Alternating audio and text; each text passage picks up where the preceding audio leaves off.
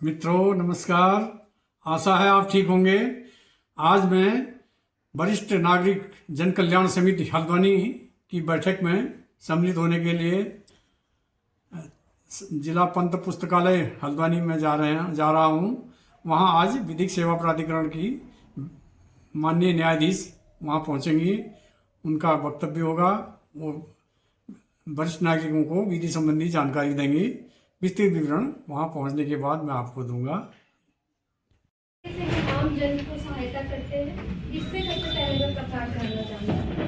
तो जो जिला विधिक सेवा प्राधिकरण ये जिला न्यायालय के अंतर्गत ही कार्य है। ये भी न्यायपालिका की ही एक बॉडी है। तो न्यायपालिका की बॉडी होते हुए हम कार्य करते हैं न्याय को सुलभ कराना और असहाय लोगों के लिए न्याय पहुँचाने में उनको मदद करना। तो जैसे कि आप सब वरिष्ठ नागरिक हैं, मुझसे ज़्यादा आप लोगों को जीवन का तजुर्बा है। जैसे बोलते हैं कि ये बाल वैसे ही धूप में सफ़ेद नहीं हुए, तो आप लोगों को मुझसे ज़्यादा जीवन का तजुर्बा है, बहुत ज़्यादा।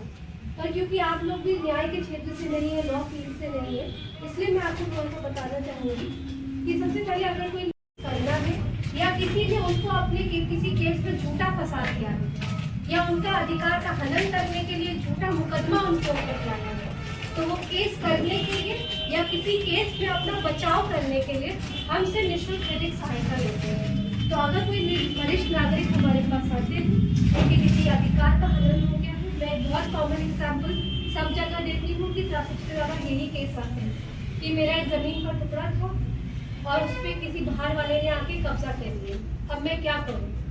तो ये व्यक्ति अगर यार अब मैं क्या करूँ पूछने के लिए अधिवक्ता के पास जाएगा, तो बताने के लिए अधिवक्ता सबसे पहले बोलेगा कि इतनी फीस लगेगी। पर जिला विधिक सेवा प्राधिकरण बोलेगा कि आइए हम आपको कानूनी जानकारी देंगे और वो भी निःशुल्क देंगे, हम आपसे कोई शुल्क नहीं लेंगे, क्योंकि हम न्याय के क्षेत्र में ही काम कर रहे हैं। इस निःशुल्क ये कानूनी सलाह देते साथ ही हम उनको एक निःशुल्क अधिवक्ता भी देते हैं। निःशुल्क अधिवक्ता मतलब कि हम उनको केस लड़ने के लिए एक ऐसा अधिवक्ता देते हैं जिसकी फीस का वहन उनको स्वयं नहीं करना है, उसकी फीस का भुगतान जिला विधिक सेवा प्राधिकरण द्वारा किया जाता है। हमारे पास इसके लिए भारत सरकार से फंड आता है, जिस फंड से हम उनके पैनल लॉयर्स की फीस का पेमेंट करते हैं। कई बार क्या होता है कि किसी वरिष्ठ नागरिक को झूठे आपराधिक मामलों में फंसा दिया जाता है, तो उन झूठे आपराधिक मामलों में फंसाने के लिए अगर उनको बचाव कराना है, अपना बचाव करना है, तो उसके लिए भी हम उनको निःशुल्क सहायता देते हैं, उनको निःशुल्क अधिवक्ता देते हैं। हमारे पास लीगल एड डिफेंस काउंसिल नाम की एक बॉडी है जो हमारे सिर्फ डिफेंस काम करेगी, मतलब अभियुक्तों के मुकदमे न्यायालय में सुनाने के लिए अभियुक्तों को रिप्रेजेंट करने का काम करती है। तो वो सहायता भी हम अपने वरिष्ठ नागरिकों को निःशुल्क प्रदान करते हैं। तो जैसे कि मैंने आपको बताया कि हम वरिष्ठ नागरिकों को निःशुल्क अधिवक्ता देते हैं, निःशुल्क कानूनी सलाह देते हैं और आम जनमानस में जाके हम जन जागरूकता करते हैं। जो तीसरी कैटेगरी हम लोगों को हेल्प करते हैं, वो कई लोगों की हम लोग ऐसे ही निःशुल्क अधिवक्ता हम उनको देते हैं, जैसे कि शारीरिक रूप से विकलांग लोग हो गए, मानसिक रूप से विकलांग लोग हो गए, या आपके जेल में बंद कैदी हो गए। अभी जेल में बंद कैदी में से कम से कम हम 300 लोग का पिछले साल हम 300 लोग का मुकदमा निःशुल्क लड़ चुके हैं जो जेल में बंद कैदी थे। फिर ऐसे लोग और हम किस की सहायता करते हैं। अब जैसे कि मैं वरिष्ठ नागरिकों के बीच में बैठी हुई हूँ, मैं आपके कानूनी अधिकारों के बारे में भी आपको जानकारी देना चाहती हूँ। तो सर्वप्रथम जो आपका कानूनी अधिकार है वो है आपके बच्चों से आपका भरण पोषण। आप जो हमारे समाज के वरिष्ठ नागरिक हैं, आप लोगों ने समाज को यहाँ तक लिया है। अब ये समाज की, आपके बच्चों की, हम सबकी जिम्मेदारी है कि हम आपका आगे का जीवन कष्टदायक ना हो ये निश्चित करें। तो इसके लिए कानून ने कई ऐसे प्रावधान बनाए हैं जिसमें आपके बच्चों को बाधित करा है कि आपका वो भरण पोषण करेंगे। हम लोग कई बार देखते हैं ऐसे कई मुकदमे आ रहे हैं हमारे सामने जहाँ वरिष्ठ नागरिक हमारे पास आता है और ये कहता है कि मैंने अपने बच्चे को उच्च से उच्च पद पर बैठा दिया और अब वो मेरे को भरण पोषण नहीं कर रहा है, मुझे खर्चा नहीं दे रहा है, मेरे खाने तक की भी बहुत दिक्कत हो गई है।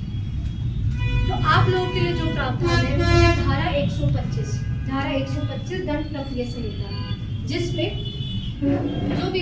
जो भी माता पिता है वो अपने पुत्र क्या होती है, व्यक्तिगत ही होती है कि कोई पुलिस ऑफिसर आया उसने आपको पकड़ लिया। अब ये क्या हुआ कि चंडीगढ़ में एक मामला हुआ डॉक्टर साहब के साथ, साइकोलॉजिस्ट है वो डॉक्टर, उनको डिजिटल अरेस्ट कर लिया। ऐसे ही बोला कि आपके अकाउंट से गलत गतिविधि आई है, अब आप डिजिटली अरेस्ट हो गई हैं। वो 2 महीने तक डिजिटल अरेस्ट रही, घर से ना कहीं बाहर गई, ना किसी को संपर्क कर सकती है क्योंकि अरेस्टिंग है। उनके अकाउंट जब तक 0 नहीं हो गया वो अरेस्टिंग नहीं हटाई उनसे। तो अगर आपको ऐसा कोई कॉल आए और डिजिटल अरेस्ट बताए तो ये सब फ्रॉड है, ठीक है, इसमें मत पड़िएगा। डिजिटल अरेस्ट नाम की कोई चीज़ नहीं होती। क्या करना चाहिए वैसे में? ऐसे में सबसे पहले आप उस वीडियो कॉल को ही डिस्कनेक्ट करिए। सबसे पहले अननोन नंबर से वीडियो कॉल कभी मत उठाइए। अननोन नंबर से वीडियो कॉल उठाने में बहुत सारे फ्रॉड हो रहे हैं। एक फ्रॉड हो रहा है सेक्सटॉर्शन। सेक्सटॉर्शन में क्या हो रहा है कि किसी अननोन नंबर से वीडियो कॉल आई, जैसे ही आपने वीडियो कॉल उठाई तो आपत्तिजनक स्थिति में, वहाँ सामने पे आपत्तिजनक स्थिति में कोई रहेगा, वो क्या करेगा, फटाफट से स्क्रीनशॉट ले लेगा और फिर आपको अब धमकाएगा कि तुमने मेरे साथ गलत गतिविधि करी है, तुम मेरे को इतना इतना पैसा दो, नहीं तो मैं पुलिस में तुम्हारी कंप्लेंट कर दूंगा। आप डर जाएंगे कि मेरा तो स्क्रीनशॉट है इसके पास, तो इसके पास प्रूफ है। तो सबसे पहले जिज्ञासा को रोकना है। अननोन नंबर से कोई कॉल ही नहीं उठानी। सबसे पहला बचाव यही है। दूसरा बचाव क्या है कि मैंने आपको जैसे बताया, जागरूकता, कि डिजिटल अरेस्ट कुछ नहीं होता है। कोई भी आपको डिजिटल अरेस्ट कभी नहीं करेगा। भारत में ऐसा कोई कानून नहीं है जिसके अंतर्गत डिजिटल अरेस्ट होता हो। हमेशा अरेस्टिंग यहाँ पे व्यक्तिगत ही की जाती है कि आए और पुलिस वाले ने पकड़ लिया, बस ये है अरेस्टिंग, ठीक है। और तीसरा क्या करना है आपको कि जैसे आप पूछ रहे थे कि क्या करना है, तो पुलिस में सूचना देगी। उस वीडियो कॉल को कट किया और तुरंत पुलिस में सूचना दी, साइबर सेल में सूचना दी, ठीक है। तो ये आपको करना है। साइबर सेल वाले कुछ क्वेश्चन करेंगे ना कि कौन है, क्या है। फिर आपको बस नंबर शेयर करना है जिस नंबर से आपको आया है, बस आपको और कोई जानकारी आपको उसमें बता दें कि वैसा कुछ। दूसरा और क्या साइबर फ्रॉड हो रहा है कि हम लोग होली दिवाली में एक दूसरे को मैसेज भेजते हैं। अब मीडिया मैसेज आता है, क्या फोटो बने हुए आती है, तो वो क्या होता है, हमको डाउनलोड करना पड़ता है। अब अननोन नंबर से कोई भी ऐसा मीडिया मैसेज आए तो उसको डाउनलोड कृपया मत करिएगा। हमें बहुत ज़्यादा से आई है, वो पूरा का पूरा आपका फ़ोन को एक्सेस कर सकता है। अब वो व्यक्ति इस एपी के ऐप के माध्यम से आपने अपने फ़ोन का पूरा एक्सेस उस व्यक्ति को दे दिया। अब वो व्यक्ति आपका बैंक अकाउंट भी देख सकता है क्योंकि आधार से लिंक है, फ़ोन नंबर से लिंक है आपका बैंक अकाउंट। उस बैंक अकाउंट का क्या पासवर्ड आपने सेट किया हुआ है, ऑनलाइन बैंकिंग अगर आप करते हैं तो क्या पासवर्ड आपने सेट किया हुआ है, ये भी वो देख सकता है। इसलिए कृपया जिज्ञासा को कंट्रोल करिए। साइबर में सबसे पहली सेफ्टी क्या है, जिज्ञासा को कंट्रोल करना कि मुझे कहाँ से क्या आ रहा है। जिस नंबर को मैं नहीं जानता हूँ वो मैं नहीं उठाऊंगा। सबसे ज़्यादा साइबर फ्रॉड हमारे सीनियर सिटीजन्स के साथ ही हो रहे हैं क्योंकि टेक्नोलॉजी नहीं है। सबके पास स्मार्टफोन्स है, हमारे सीनियर सिटीजन्स के पास भी स्मार्टफोन है। टेक्नोलॉजी नहीं है, व्यक्ति पुराना हो गया है, टेक्नोलॉजी नहीं है। तो मैं टेक्नोलॉजी तो जानता नहीं पर प्रयोग में विवश हूँ, मुझे यही प्रयोग करना पड़ेगा भाई। तो जिस चीज़ को प्रयोग आप नहीं जानते हैं उसको रिस्ट्रिक्ट करिए। सारे फेसबुक पे अकाउंट आप लोग रखिए ही मत। कोई बैंक वाला ये नहीं पूछेगा कि तुम्हारा KYC अपडेट करना है, फोन पे अपडेट नहीं करवाएगा। KYC अपडेट करना है, अच्छा मैं बैंक में आता हूँ। कभी भी फोन पे डिपेंडेंट मत होइए। आपके बच्चे का आधार नंबर क्या है, बैंक में पूछ रहे हैं, नहीं बताइए, बैंक जाइए, ठीक है। इसलिए थोड़ी आप लोग जानकारी रखिए तो आप लोगों के साथ कोई दुर्घटना कभी नहीं होगी साइबर फ्रॉड। बाकी आपको कोई भी मुझसे अन्य सेवा चाहिए होगी तो आप जिलाधिकारी सेवा प्राप्त करें।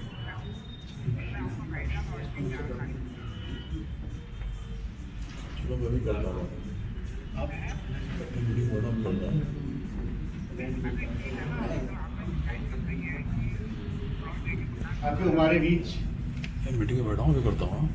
जिला विधिक प्राधिकरण से सिविल जज मैडम यहाँ आई हुई और आज बहुत सारी जानकारी आपको दे रही हैं जो व्यक्तिगत भी हैं और समाज के लिए सभी लोगों के लिए इस्तेमाल होने वाली भी हैं। हम सभी लोग इससे लाभान्वित हो रहे हैं, इसके लिए मैं समिति की ओर से मैडम का आभार प्रकट करता हूँ, अपना धन्यवाद ज्ञापित करता हूँ।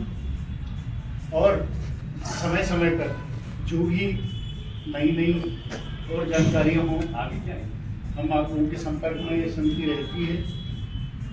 और जिला विधिक प्राधिकरण के द्वारा पूर्व में भी हमें इस प्रकार के कार्यक्रम आयोजित किए गए हैं। वरिष्ठ नागरिकों को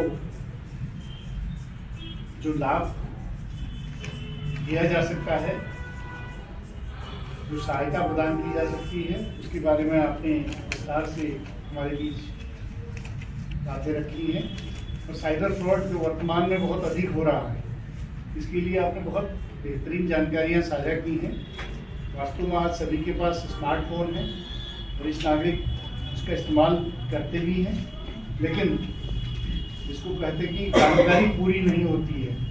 एक उम्र के पड़ाव में जब नई टेक्नोलॉजी आती है, सीखने में थोड़ा समय लगता है और वो सीखने वाली चीज़ में ही कई चीज़ें ऐसी हो जाती हैं कि जो नहीं करनी चाहिए फोन के साथ वो भी होती हैं। तो इसलिए वो बहुत अच्छी जानकारी है कि हमें जिस चीज़ की जानकारी न हो हम उस पर छेड़छाड़ न करें। हम आज हमारे बच्चे सभी के बच्चे शिक्षित हैं और अधिकांश इतर सेवा में हैं। हम उनसे जानकारी लें कि भाई ये आया है, ये चीज़ है, इसके बारे में हमें क्या करना चाहिए, क्या नहीं करना चाहिए, क्या मुझे इस फोन से क्या चीज़ चलानी चाहिए, क्या नहीं चलानी चाहिए, जिससे कोई नुकसान न हो। और मेरा तो व्यक्तिगत रूप से एक सुझाव भी है आप सभी की स्थिति, आप जिस नंबर को अपने फेसबुक में या व्हाट्सएप पर यूज करते हैं, उस नंबर को बैंक के अकाउंट से लिंक ही न करें। आप बैंक के अकाउंट को कहीं शेयर मत करें, उस नंबर को अलग रखें। ये थोड़ा सा प्रिकॉशनरी आप लोगों के लिए, हम सभी के लिए लाभदायक हो सकता है। अच्छी बात बताइए। और जैसे हम आए दिन UPI से पेमेंट करते हैं तो उस वक्त थोड़ा अच्छा लगता है, फटाफट फटाफट फटाफट सब होता है। इसके लिए भी मेरा अपना मानना है कि जिस नंबर से आप UPI पेमेंट करते हैं उस अकाउंट में भी आप पैसे ज़्यादा ना रखें। हमारी जो ज़रूरतें होती है उसमें 10-20 हज़ार रुपये आप मैक्सिमम रखिए, वो खत्म हो जाए तो आप उसमें पैसा डालिए। अगर ये करेंगे तो भी ज़्यादा आपको दिक्कतें नहीं आएंगी। जहाँ तक मेरा अपना मानना है कि हमको थोड़ा चीज़ें खुद भी करनी होंगी अपनी सुविधा के लिए, और ये जानकारियाँ भी उनको रखनी होंगी, और इससे हम बचाव भी कर सकते हैं। लेकिन साइबर फ्रॉड के बारे में एक बहुत अच्छी जानकारी है कि डिजिटल अरेस्ट, वास्तव में वो हकीकत है कि डिजिटल अरेस्ट कुछ नहीं होता है। सिर्फ वो लोग आपको हमको डराते हैं, भयभीत करते हैं, और सामाजिक प्रतिष्ठा के तौर की डर से हमारे बहुत सारे लोग उसमें फंस जाते हैं। तो अगर कभी ऐसी किसी के साथ आता, पहले तो वो फ़ोन उठाएं ही नहीं। अगर वो कहता है कि आपका फला हो रहा, आपका बेटा अरेस्ट किया है, आपको ये कर दिया, उससे कहते हैं कर दो, जो करना है करो आप, मुझे उससे कोई मतलब नहीं, आप फोन कट कर लीजिए। तो स्वाभाविक सी बात है, उसके समझ में आ जाएगा कि ये व्यक्ति जानकार है, तो इससे आगे उसमें कुछ नहीं करेगा। हम कब वो कुछ करता है जब हम उसमें जागरूक वो इंटरेस्ट लेने लग गया है। यहाँ मेरे साथ भी कई बार हुआ, मेरे एक मित्र हैं, इसका फोन आया रात में 11 बजे, 10:30-11 बजे मैसेज आया उनके नंबर से, और देखा मैं नंबर उन्हीं का, नाम उन्हीं का, कि मुझे हेल्प की जरूरत। आप उधर से आइए, साथ ही साथ आइए, आगे बढ़ के ना।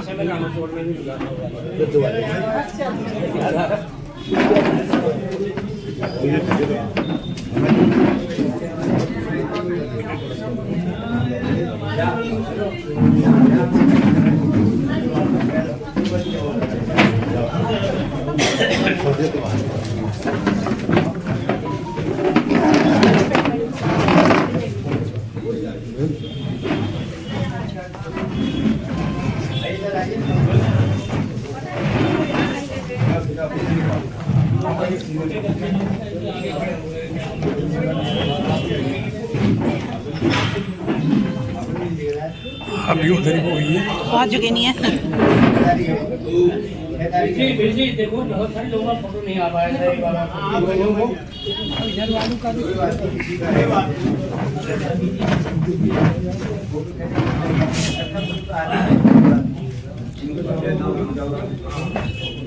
धन्यवाद।